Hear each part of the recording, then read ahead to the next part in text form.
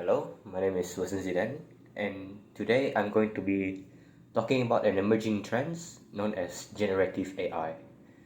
So, first of all, before we talk about generative AI, we need to understand about deep learning model because that's essentially what the generative AI is made of. So, AI is an artificial intelligence, is a very broad umbrella term where there's a lot of niches inside. For example, inside of AI, there's something known as machine learning, and inside of machine learning is where we actually get deep learning from. Now, machine learning is basically a way for the AI to learn specific things from trained data. And deep learning is a more complex, deeper version of that. So machine learning, it will take input, for example, taking images of a certain things, and then by the help of human to make sure that each of the images are correctly representing something. For example, you want the AI to train on what an apple and orange look like separately, to classify both of them as separate. That way, the human basically have to train to make sure whether this is the good example of an apple or an orange, and that's where the machine learning learns from it and able to tell which one is orange versus apple. Whereas deep learning requires no human interaction because they have a much more complex neuron. The way to explain how they learn is just like the human brain. The human brain processes data by going through layers upon layers of neurons, and that's the same way for deep learning, like AI. And generative AI is basically the way that we can use to generate stuff. For example, we have LLM, which is large language model, that can be used to generate text such as ChatGPT and Grammarly. The LLM is used for basically a lot of AI tools that we have today. And for the stuff that we use the generative AI to generate stuff as images, videos, audio, and even code for us. And to use this, we use things known as prompt. To generate prompt, we need to have a very good way of engineering prompt. That way AI will actually able to use it well. But it doesn't mean that we cannot just write it normally. We can, it's just that it's not going to give a more accurate result that we want. So now let's talk about the real world application of generative AI. Now, first of all, let's talk about the text to image AI tools. For example, Midjourney or Stable Diffusion. These can be used for like rough idea sketch or like 3D mockup in architecture, like difficult tasks like in photo editing. For example, we have Adobe, which can be use AI in its tool, which is very great. It can help a lot with reducing just the amount of time it consumes to do all these tasks, but at the same time help us in actually making the stuff that we want, so that we don't need to learn how to draw to do it, but we can still express our imagination into the world. Other things that we can be used for is audio. From text to audio, we can use, for example, Suno AI to prompt out songs, not only the lyrics but also the music, the genre itself, and this can be used greatly for example, like sampling or even to generate ideas for artists to use. And that's what's great about it, because it's a sampling of AI. There's not really much of copyright issues, but we will talk about that later on.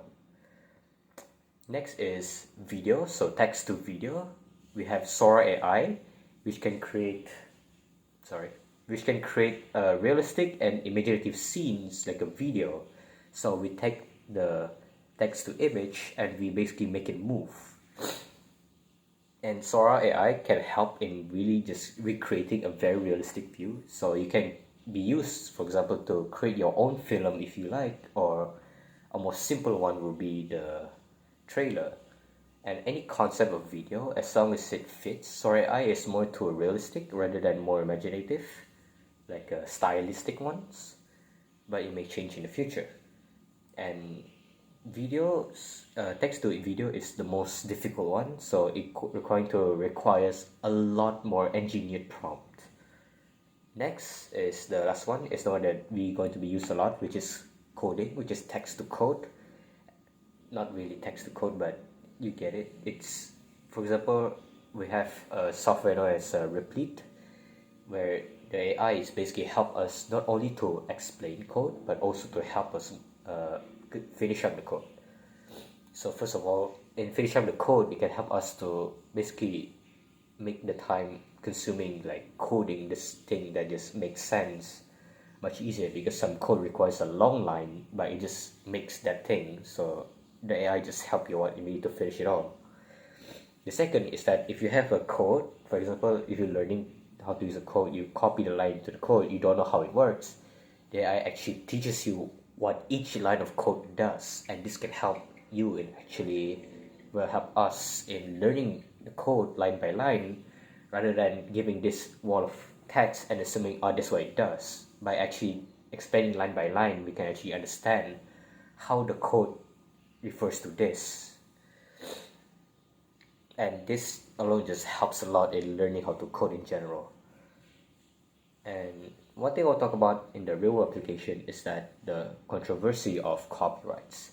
Now the thing is that a lot of companies that create these AI tools openly says that they using data from other people as the way to train, but there's some that requires you to sign, like give permission, right? But there are some that just straight up took everything from the public internet.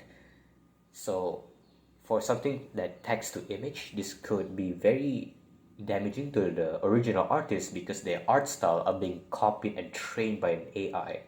And we can see this as a very, direct meaning of copywriting. They literally taking and stealing the style from other artists, and this let alone is a controversy on itself, because of this. Many people refuse, especially artists that have worked their life to create, their own style, learning how to draw, for them to be replaced by AI. And this is a very big controversial for them. So in conclusion, AI can basically transform industry. As of right now, it's transforming industry, making AI much more use. It also evolved job roles, which makes like stuff like drawings, like artists may be lacking with job in the future, but it also increases job and evolve jobs such as prop engineers and all the other stuff of jobs.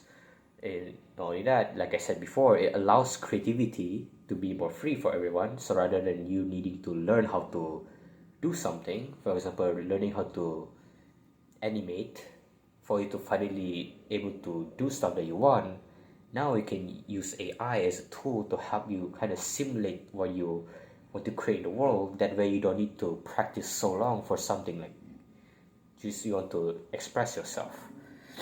And not only that, it can also satirize the role of computer science in general, as computer science is where the AI people, like where people that specialize in AI will usually be. And with this, computer science as a job market could be much more increasing, as more